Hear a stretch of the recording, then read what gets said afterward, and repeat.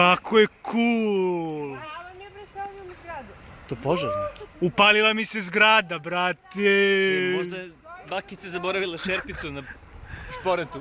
Nekom je zagorelo mleko je.